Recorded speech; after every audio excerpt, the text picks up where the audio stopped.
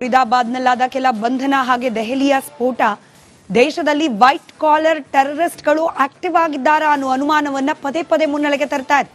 ಫರೀದಾಬಾದ್ನಲ್ಲಿ arrest ಆದ ಕೆಲವರು ಹಾಗೆ ಈಗ ಈ ದೆಹಲಿ ಸ್ಫೋಟದ ಹಿಂದಿರಬಹುದು ಅಂತ ಶಂಕೆ ವ್ಯಕ್ತವಾಗ್ತಾ ಇರುವ ಉಮರ್ ನಬಿ ಇವರ ಹಿನ್ನೆಲೆ ಬಗ್ಗೆ ಒಂದಷ್ಟು ಮಾಹಿತಿಯನ್ನ ನಿಮ್ವರೆಗೂ ತಲುಪಿಸುವ ಪ್ರಯತ್ನವನ್ನ ಮಾಡ್ತಾ ಇದ್ದೀವಿ. ಮೊದಲದಾಗಿ ಈ ಡಾಕ್ಟರ್ ಉಮರ್ ನಬಿ ಈತನ ಹಿನ್ನೆಲೆ ಏನು ಅದನ್ನು ಗಮನಿಸ್ತಾ ಹೋಗೋಣ. ಸದ್ಯಕ್ಕೆ ದೆಹಲಿ ಸ್ಫೋಟದ ರೂವಾರಿ ಈತನೇ ಇರಬಹುದು ಅನ್ನೋ ಅನುಮಾನ ಇದೆ. ಶ್ರೀನಗರದ ಸರ್ಕಾರಿ ವೈದ್ಯಕೀಯ ಕಾಲೇಜ್ನಿಂದ ಈತ MBBS ಅನ್ನ ಪಡೆದವನು, ಹೊರಗಿನಿಂದ ಬಂದವನಲ್ಲ, ಭಾರತದಲ್ಲೇ ಇದ್ದವನು, ಇಲ್ಲೇ ವಿದ್ಯಾಭ್ಯಾಸವನ್ನ ಮುಗಿಸ್ತಿರುವವನು.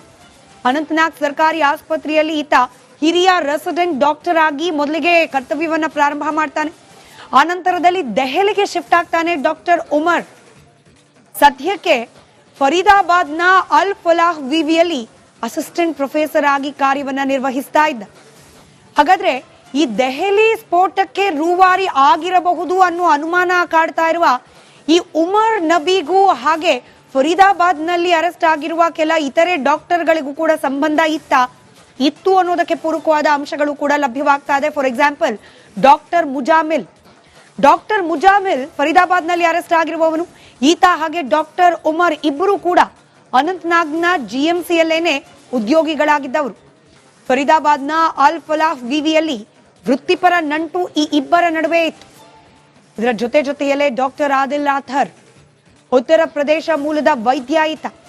ಅನಂತನಾಗ್ನ GMCಯ ಈತನ ಲಾಕರ್ನಿಂದಲೇ AK-47 ಅನ್ನ ವಶಕ್ಕೆ ಪಡೆಯಲಾಗಿದೆ. ವೈದ್ಯರ ಬಳಿಯಲ್ಲಿ AK-47 ಯಾಕೆ ತಲುಪಿದ್ ಹೇಗೆ? ಈ ಅನುಮಾನಗಳೇ ಇದೀಗ ಉಗ್ರ ಚಟುವಟಿಕೆಗೆ ಈ ವೈಟ್ ಕಾಲರ್ ಬೆಂಬಲ ಲಭ್ಯವಾಗ್ತಿದೆ ಅನ್ನೋ ಅಂಶವನ್ನ ಎಸ್ಟಾಬ್ಲಿಷ್ ಮಾಡ್ಲಿಕ್ಕೆ ಕಾರಣವಾಗ್ತಾ ಇರೋದು. ಜೈಷ್ ಎ ಮೊಹಮ್ಮದ್ ಉಗ್ರ ಸಂಘಟನೆ ಬೆಂಬಲಿಸಿ ಈತ ಪೋಸ್ಟ್ ಗಳನ್ನ ಕೂಡ ಹಾಕಿದ. ಉಗ್ರವಾದ ಬೆಂಬಲಿಸಿ ಭಾಷಣ ಮಾಡೋದು, ಪ್ರಚಾರ ಮಾಡೋದು, ಬೋಧನೆ ಮಾಡೋದು, ಇದೆಲ್ಲಕ್ಕೆ ಸಂಬಂಧಪಟ್ಟ ಸಾಕ್ಷ್ಯಗಳನ್ನ ಜಪ್ತಿ ಮಾಡಲಾಗಿದೆ.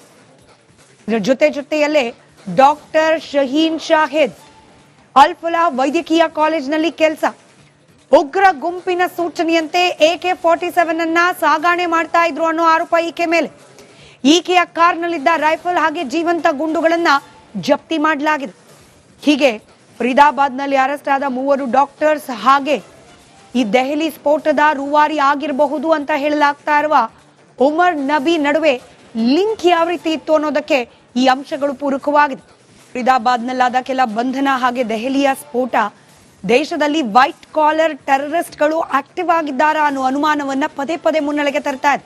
ಫರೀದಾಬಾದ್ನಲ್ಲಿ ಅರೆಸ್ಟ್ ಆದ ಕೆಲವರು ಹಾಗೆ ಈಗ ಈ ದೆಹಲಿ ಸ್ಫೋಟದ ಹಿಂದಿರಬಹುದು ಅಂತ ಶಂಕೆ ವ್ಯಕ್ತವಾಗ್ತಾ ಇರುವ ಉಮರ್ ನಬಿ ಇವರ ಹಿನ್ನೆಲೆ ಬಗ್ಗೆ ಒಂದಷ್ಟು ಮಾಹಿತಿಯನ್ನ ನಿಮ್ವರೆಗೂ ತಲುಪಿಸುವ ಪ್ರಯತ್ನವನ್ನ ಮಾಡ್ತಾ ಇದ್ದೀವಿ. ಮೊದಲದಾಗಿ ಈ ಡಾಕ್ಟರ್ ಉಮರ್ ನಬಿ ಈತನ ಹಿನ್ನೆಲೆ ಏನು ಅದನ್ನು ಗಮನಿಸ್ತಾ ಹೋಗೋಣ.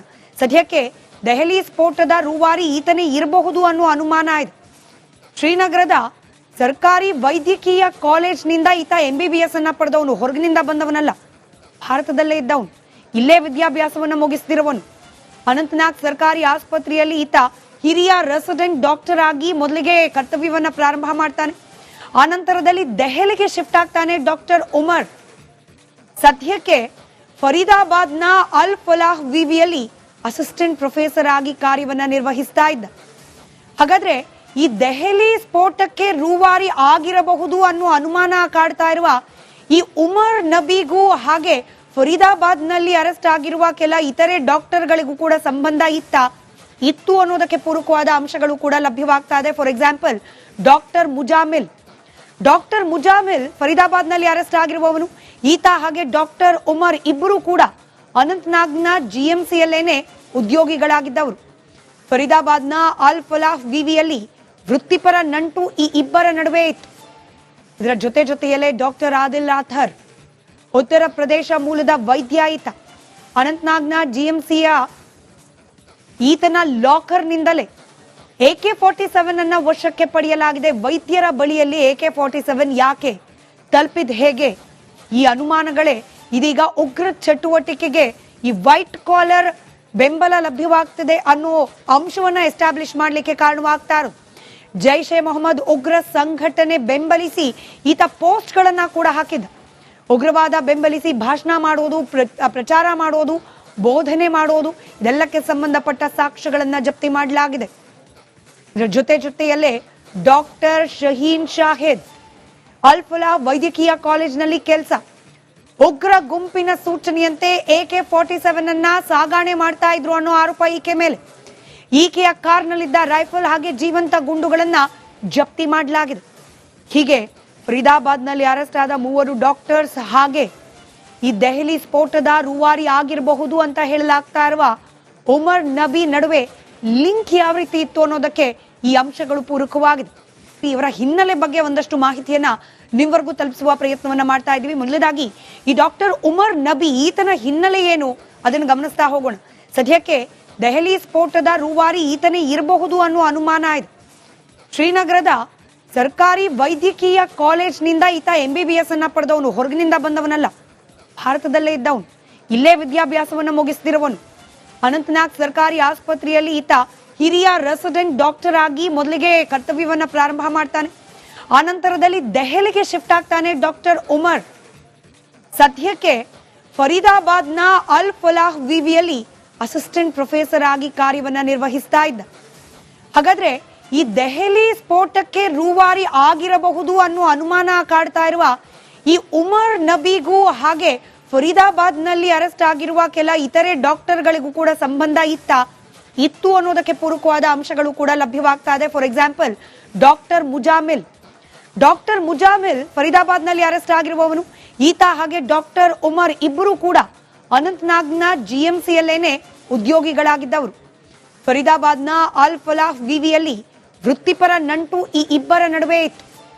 ಇದರ ಜೊತೆಯಲ್ಲೇ ಡಾಕ್ಟರ್ ಆದಿಲ್ ಆಥರ್ ಉತ್ತರ ಪ್ರದೇಶ ಮೂಲದ ವೈದ್ಯ ಈತ.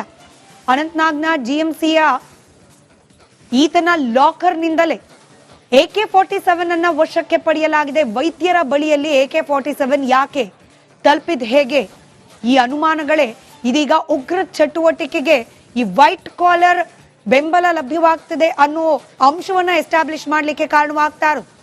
ಜೈಷ್ ಎ ಮೊಹಮ್ಮದ್ ಉಗ್ರ ಸಂಘಟನೆ ಬೆಂಬಲಿಸಿ ಈತ ಪೋಸ್ಟ್ ಗಳನ್ನ ಕೂಡ ಹಾಕಿದ. ಉಗ್ರವಾದ ಬೆಂಬಲಿಸಿ ಭಾಷಣ ಮಾಡೋದು, ಪ್ರಚಾರ ಮಾಡೋದು, ಬೋಧನೆ ಮಾಡೋದು, ಇದೆಲ್ಲಕ್ಕೆ ಸಂಬಂಧಪಟ್ಟ ಸಾಕ್ಷ್ಯಗಳನ್ನ ಜಪ್ತಿ ಮಾಡಲಾಗಿದೆ. ಇದರ ಜೊತೆಯಲ್ಲೇ ಡಾಕ್ಟರ್ ಶಹೀನ್ ಶಾಹಿದ್ ಅಲ್ ಫಲಾಹ್ ವೈದ್ಯಕೀಯ ಕಾಲೇಜಿನಲ್ಲಿ ಕೆಲಸ.